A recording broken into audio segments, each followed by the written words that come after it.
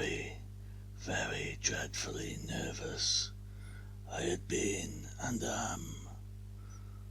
But why will you say that I am mad? The disease had sharpened my senses, not destroyed, not dulled them. Above all was the sense of hearing acute. I heard all things in the heaven and in the earth. I heard many things in hell. How then am I mad? Hearken and observe how healthily, how calmly I can tell you the whole story. It is impossible to say how first the idea entered my brain, but once conceived, it haunted me day and night. Object there was none, passion there was none. I loved the old man. He had never wronged me. He had never given me insult. For his gold I had no desire. I think it was his eye. Yes, it was this. One of his eyes resembled that of a vulture. A pale blue eye with a film over it. Whenever it fell upon me, my blood ran cold. And so, by degrees, very gradually, I made up my mind to take the life of the old man, and thus rid myself of the eye forever. Now this is the point. You fancy me mad. Madmen know nothing, but you should have seen me. You should have seen how wisely I proceeded, with what caution, with what foresight, with what dissimulation I went to work. I was never kinder to the old man than during the whole week before I killed him. And every night, about midnight, I turned the latch of his door and opened it, oh so gently. And then, when I had made an opening sufficient for my head, I put in a dark lantern, all closed so that no light shone out, and then I thrust in my head. Oh, you would have laughed to see how cunningly I thrust it in. I moved it slowly, very, very slowly, so that I might not disturb the old man's sleep. It took me an hour to place my whole head within the opening so far that I could see him as he lay upon his bed. Ah! Would a madman have been so wise as this? And then, when my head was well in the room, I undid the lantern cautiously, oh so cautiously, for the hinges creaked. I undid it just so much that a single thin ray fell upon the vulture-eye. And this I did for 7 long nights. Every night, just at midnight, but I found the eye always closed, and so it was impossible to do the work, for it was not the old man who vexed me, but his evil eye. And every morning, when the day broke, I went boldly into the chamber and spoke courageously to him, calling him by name in a hearty tone, and inquiring how he had passed the night. So you see, he would have been a very profound old man indeed, to suspect that every night, just at 12, I looked in upon him while he slept. Upon the 8th night, I was more than usually cautious in opening the door. A watch's minute hand moves more quickly than did mine. Never before that night had I felt the extent of my own powers, of my sagacity. I could scarcely contain my feelings of triumph. To think that there I was, opening the door, little by little, and he not even to dream of my secret deeds or thoughts. I fairly chuckled at the idea, and perhaps he heard me, for he moved on the bed suddenly, as if startled. Now you may think that I drew back, but no. His room was as black as pitch with a thick darkness, for the shutters were close fastened through fear of robbers, and so I knew that he could not see the opening of the door, and I kept pushing it on steadily.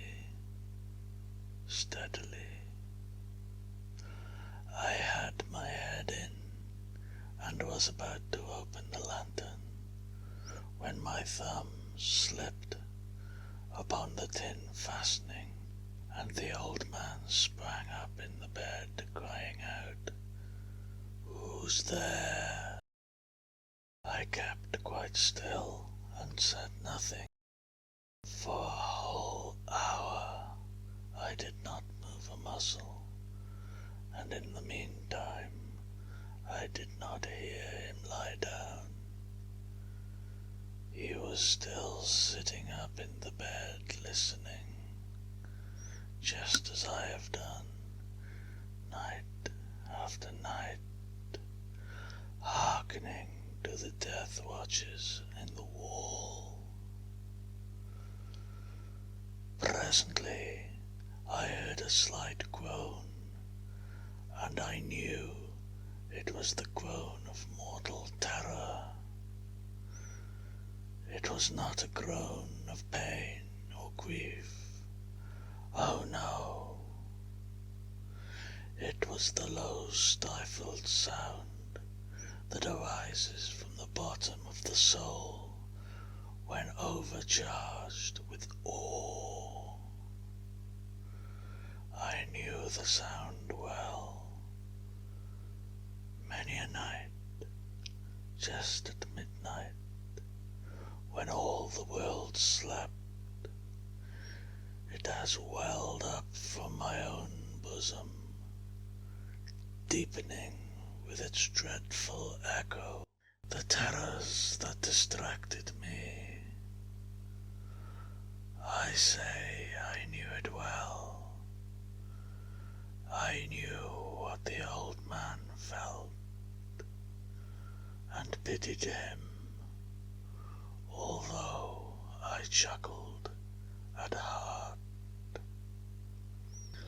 I knew that he had been lying awake ever since the first slight noise when he had turned in the bed. His fears had been ever since growing upon him.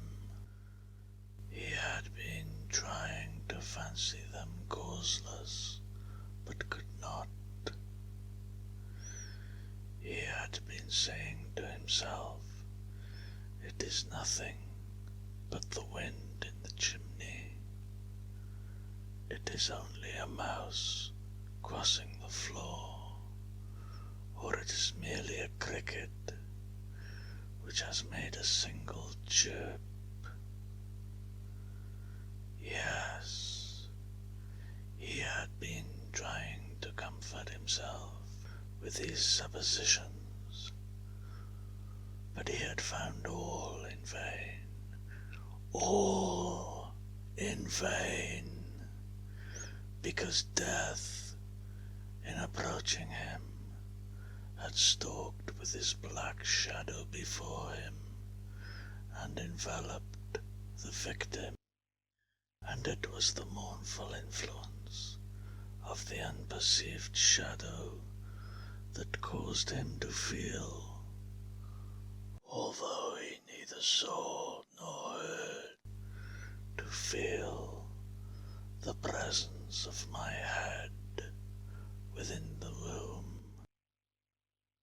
When I had waited a long time, very patiently, without hearing him lie down, I resolved to open a little, a very, very little crevice in the lantern. So I opened it. You cannot imagine how stealthily,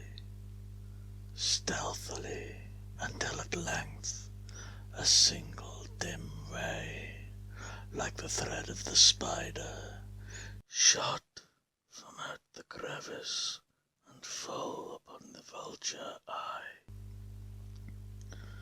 It was open, wide, wide open, and I grew furious as I gazed upon it. I saw it with perfect distinctness, all a dull blue, with a hideous veil over it that chilled the very marrow in my bones. But I could see nothing else of the old man's face or person, for I had directed the ray, as if by instinct, precisely upon the damned spot. And now, have I not told you that what you mistake for madness is but over-acuteness of the senses? Now, I say there came to my ears a low, dull, quick sound, such as a watch makes when enveloped in cotton. I knew that sound well, too. It was the beating of the old man's heart. It increased my fury as the beating of a drum stimulates the soldier into courage. But even yet I refrained and kept still. I scarcely breathed. I held the lantern motionless. I tried how steadily I could maintain the ray upon the eye. Meantime, the hellish tattoo of the heart increased.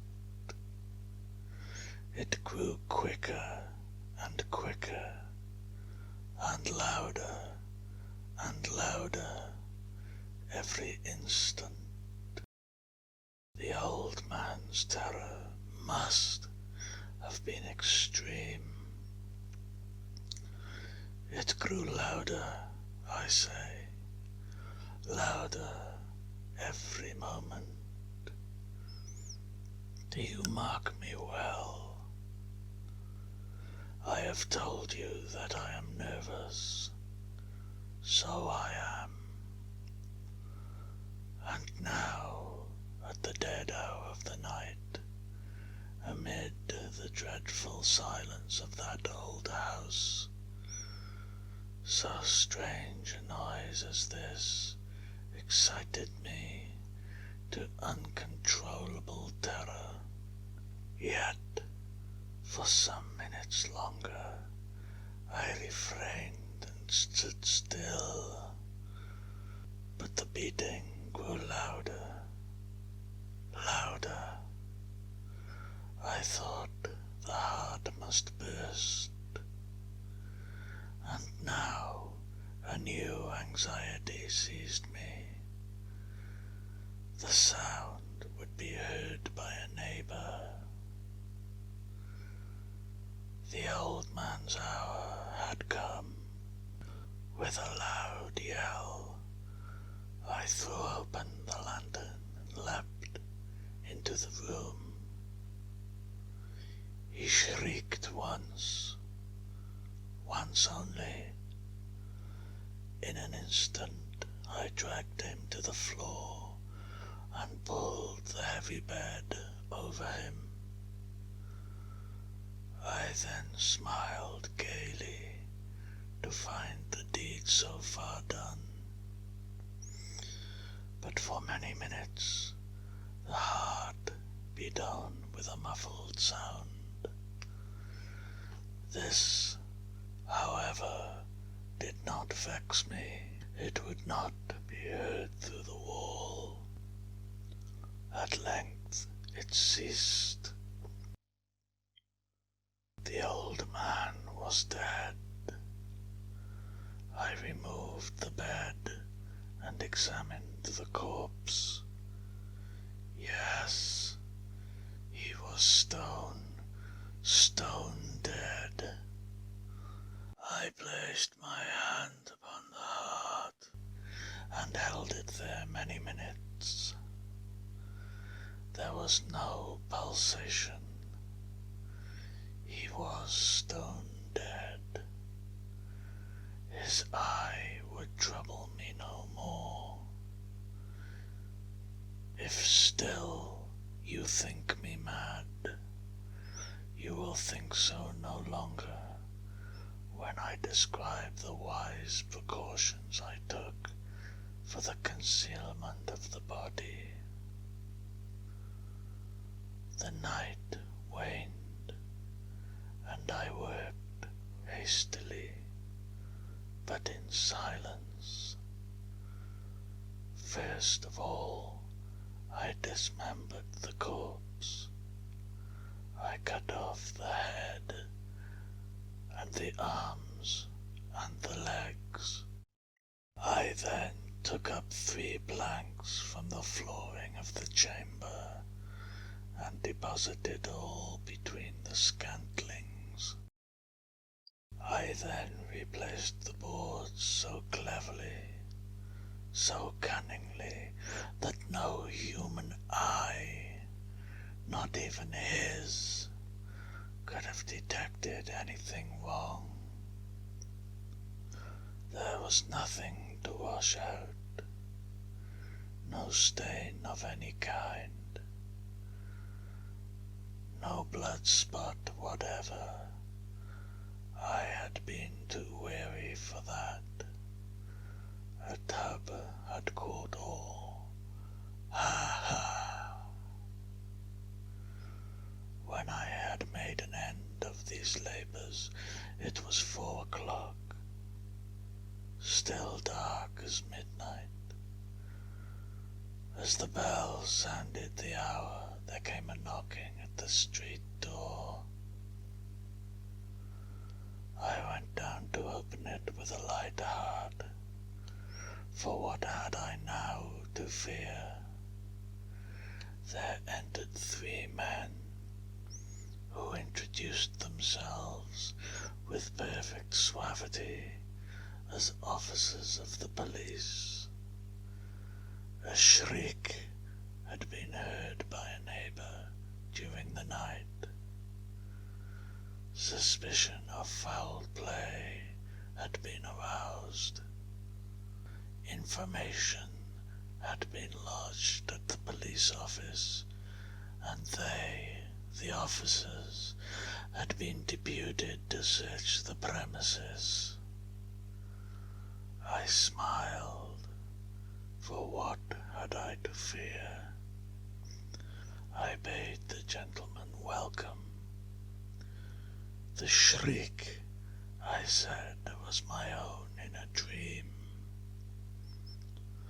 The old man I mentioned was absent in the country. I took my visitors all over the house. I bade them search well. I led them, at length, to his chamber. I showed them his treasures, secure, undisturbed. In the enthusiasm of my confidence, I brought chairs into the room and desired them here to rest from their fatigues, while I myself, in the wild audacity of my perfect triumph, placed my own seat upon the very spot beneath which reposed the corpse of the victim. The officers were satisfied. My manner had convinced them. I was singularly at ease. They sat, and while I answered cheerily, they chatted familiar things. But ere long, I felt myself getting pale and wished them gone. My head ached, and I fancied a ringing in my ears. But still they sat and still chatted. The ringing became more distinct. It continued and became more distinct. I talked more freely to get rid of the feeling, but it continued and gained definitiveness until at length I found that the noise was not within my ears. No doubt I now grew very pale, but I talked more fluently and with a heightened voice. Yet the sound increased, and what could I do? It was a low, dull, quick sound, much such a sound as a watch makes when enveloped in cotton. I gasped for breath, and yet the officers heard it not. I talked more quickly, more vehemently, but the noise steadily increased. I arose and argued about trifles in a high key and with violent gesticulations, but the noise steadily increased. Why would they not be gone? I paced the floor to and fro with heavy strides, as if excited to fury by the observation of the men, but the noise steadily increased. O God, what could I do? foamed, I raved, I swore. I swung the chair upon which I had been sitting, and grated it upon the boards, but the noise arose over all and continually increased. It grew louder, louder, louder, and still the men chatted pleasantly and smiled. Was it possible they heard not? Almighty God, no, no. They heard, they suspected, they knew. They were making a mockery of my horror. This I thought, and this I think. But anything was better than this agony. Anything was more tolerable than this derision. I could bear those hypocritical smiles no longer. I felt that I must scream or die. And now, again, hark, louder, louder, louder, louder. Villains, I shrieked, dissemble no more. I admit the deed. Tear up the planks. Here, here. It is the beating of his hideous heart.